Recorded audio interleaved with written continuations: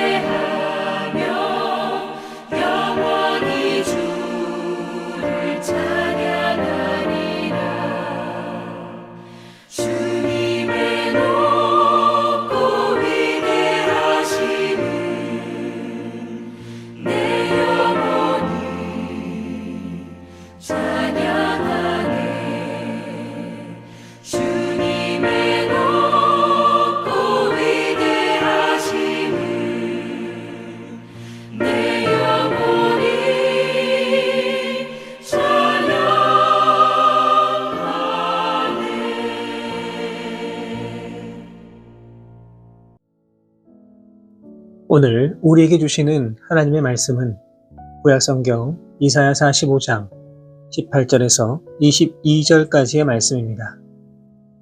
이사야 45장 18절에서 22절까지의 말씀을 제가 받들어 봉독하겠습니다. 대저 여호와께서 이같이 말씀하시되 하늘을 창조하시니 그는 하나님이시니 그가 땅을 지으시고 그것을 만드셨으며 그것을 견고하게 하시되 혼돈하게 창조하지 아니하시고 사람이 거주하게 그것을 지으셨으니 나는 여호와라 나 외에 다른 이가 없느니라. 나는 감추어진 곳과 캄캄한 땅에서 말하지 아니하였으며 야곱 자손에게 너희가 나를 혼돈 중에서 찾으라고 이르지 아니하였노라. 나 여호와는 의를 말하고 정직한 것을 알리느니라. 열방 중에서 피난한 자들아 너희는 모여오라. 함께 가까이 나아오라. 나무 우상을 가지고 다니며 구원하지 못하는 신에게 기도하는 자들은 무지한 자들이니라. 너희는 알리며 진술하고 또 함께 의논하여 보라. 이 일을 옛부터 듣게 한 자가 누구냐? 이전부터 그것을 알게 한 자가 누구냐? 나 여호와가 아니냐? 나 외에 다른 신이 없나니 나는 공의를 행하며 구원을 베푸는 하나님이라. 나 외에 다른 이가 없느니라. 땅의 모든 끝이여 내게로 돌이켜 구원을 받으라. 나는 하나님이라. 다른 이가 없느니라. 아멘.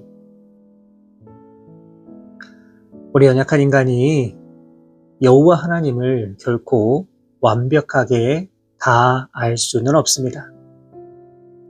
객석에 앉아있는 관객이 이 커튼이 열린 만큼만 그 무대를 볼 수 있는 것처럼 인간은 하나님께서 우리에게 보여주신 만큼만 하나님을 인식할 수 있는 겁니다.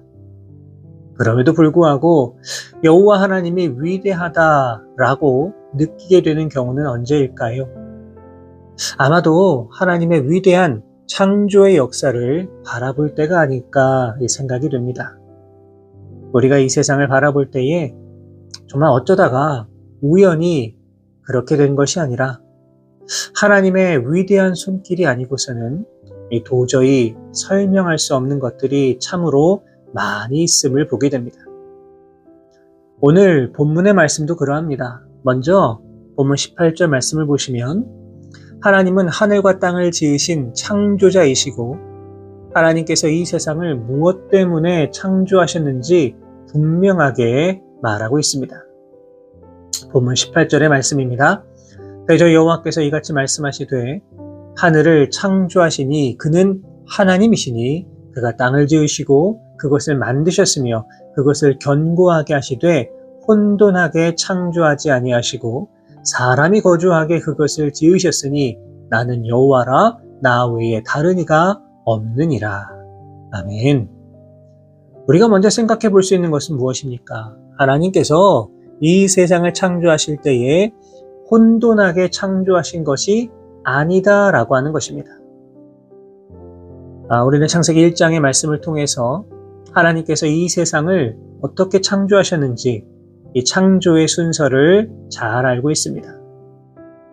그런데 창조의 순서를 가만히 보면 어떠합니까? 결코 무질서하게 만드신 것이 아닙니다. 모든 것이 단계와 순서에 따라서 마치 어떤 분명한 설계도를 가지고 만드신 것처럼 참으로 정교하게 진행이 되었음을 알 수가 있습니다. 그렇다면 이렇게 정교하게 창조하신 이유가 무엇일까요? 그것은 창조의 마지막 날에 무엇을 만드셨는지 생각해 보면 알 수가 있습니다.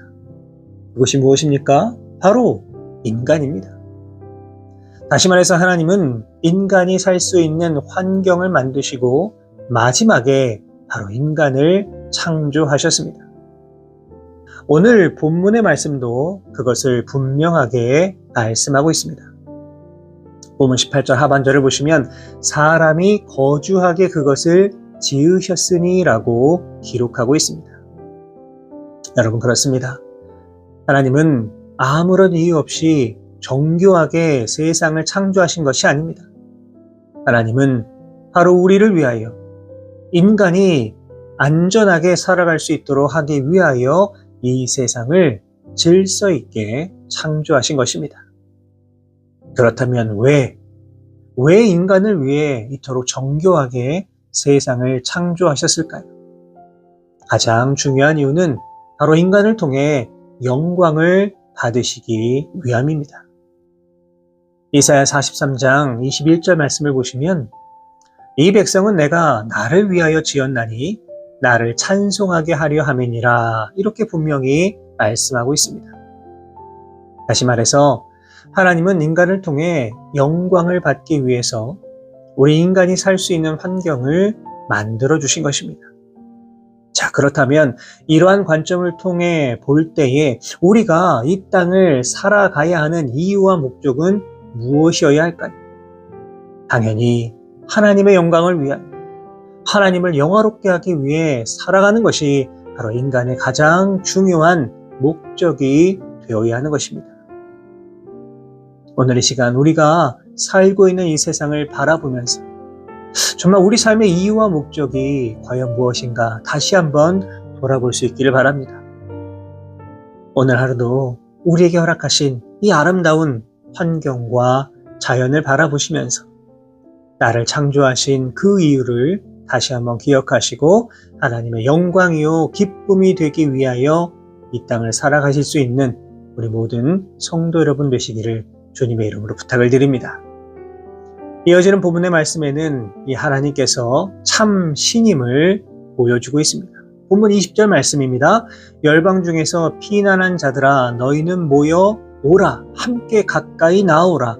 나무상을 가지고 다니며 구원하지 못하는 신에게 기도하는 자들은 무지한 자들이니라. 여기서 열방 중에서 피난한 자들이라고 하는 것은 이 당시 정복전쟁을 통하여서 어려움을 당하고 있는 사람들을 지칭한다, 이렇게 볼 수도 있겠지만 궁극적으로는 하나님 앞으로 나온 사람들을 의미하는 것이다 볼 수가 있습니다. 자, 그렇다면 하나님께서는 왜 이들을 초청하고 계십니까? 그 이유가 21절에 나와 있습니다. 21절의 말씀입니다.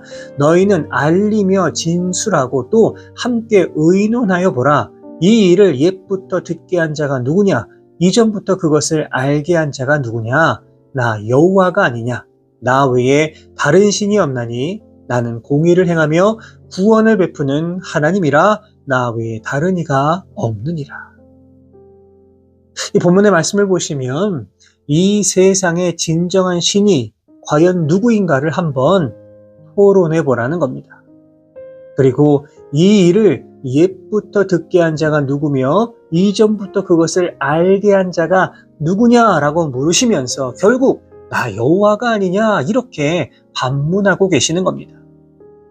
다시 말해서 정말 누가 참 신인가를 생각해 본다면 너무나 자연스럽게 하나님만이 유일한 신이다라는 것을 인정하지 않을 수 없게 된다는 것입니다. 그러면서 22절을 통해 하나님은 우리를 초대하십니다. 22절의 말씀입니다. 땅의 모든 끝이여 내게로 돌이켜 구원을 받으라. 나는 하나님이라 다른 이가 없느니라.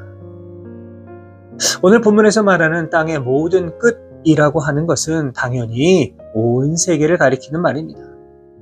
그리고 돌이킨다는 것은 모든 불의한 신앙을 버리고 하나님께 돌아와서 오직 하나님께만 소망을 두어야 한다는 의미입니다.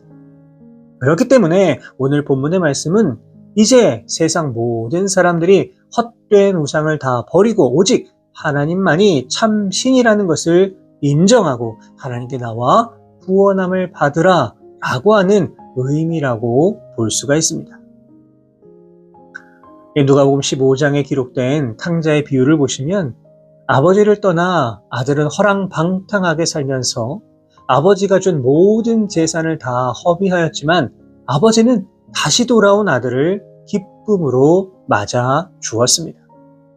그런데 누가복음 15장 13절을 보시면 이렇게 기록되어 있습니다.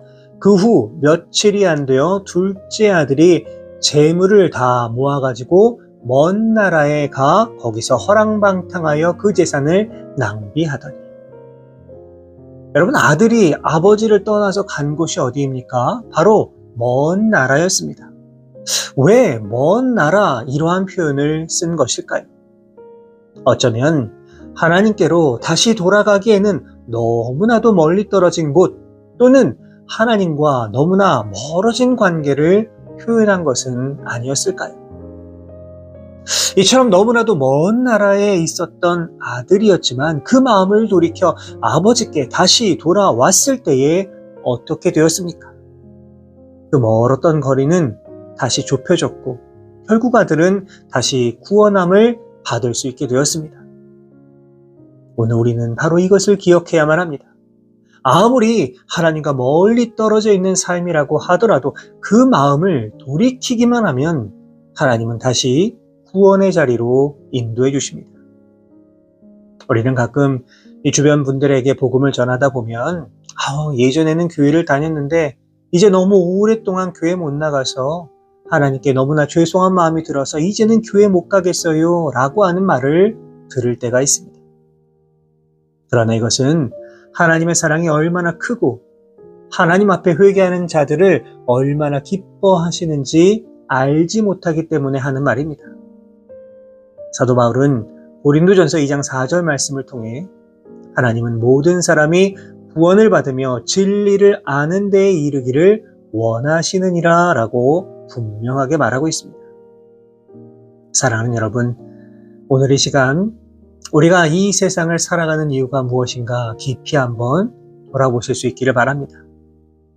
하나님께서는 아무런 계획 없이 우리를 이 땅 가운데 보내신 것이 결코 아닙니다. 하나님은 우리를 향한 분명한 비전과 계획을 가지고 우리를 이 땅에 보내주셨고 우리가 살아가는 이유는 하나님이 주신 비전을 이루며 하나님을 영화롭게 하며 살아가는 것입니다. 바라기는 오늘도 우리들의 삶의 자리에서 오직 하나님의 영광이요 기쁨이 되기 위해 살아가시고 무엇보다 분명하고도 확실한 믿음의 증거를 발견하시고 그것을 증언할 수 있는 복음의 전달자가 되셔서 구원의 기쁨과 감격을 누리면서 그렇게 이 땅을 살아가실 수 있는 우리 모든 성도 여러분의 귀하고 복된 삶의 모습이 되실 수 있기를 주님의 이름으로 축원합니다. 기도하겠습니다.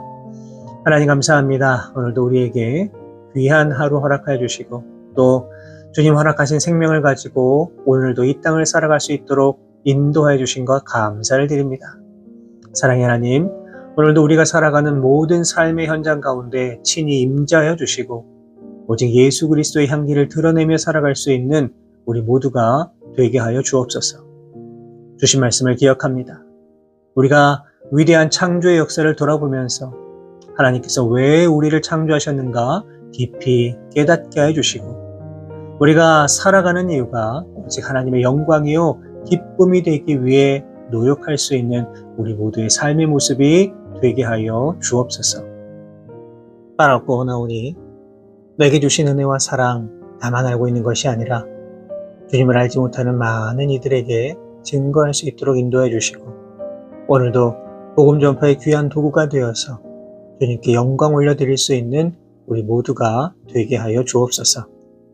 이 모든 말씀 우리 주님 예수 그리스도의 이름으로 기도하옵나이다. 아멘.